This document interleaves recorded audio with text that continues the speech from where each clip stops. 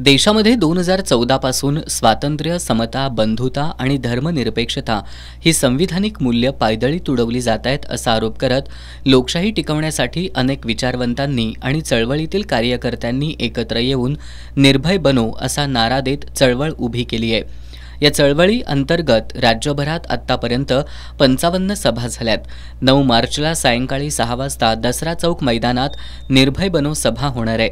या सभेत डॉक्टर विश्वंभर चौधरी आणि ॲडव्होकेट असीम सरोदे आपले विचार मांडणार आहेत। श्रीमंत छत्रपती शाहू महाराज या सभेच्या अध्यक्षस्थानी असणार आहेत। सभेला माजी न्यायाधीश TN नलवडे यांची सुद्धा उपस्थिती असणार आहे। निर्भय बनो समिती कोल्हापूरचे समन्वयक गिरीश फोंडे यांनी ही माहिती दिली। यावेळी माजी नगरसेवक तौफिक मुल्लाणी यांनी राजर्षी छत्रपती शाहूंच्या समतेच्या नगरीतील ही सभा संपूर्ण देशाला दिशा देणारी ठरेल असा विश्वास व्यक्त केला। या सभेला हजारोंच्या संख्येने उपस्थित राहण्याचं आवाहन समितीच्या वतीनं करण्यात आलं।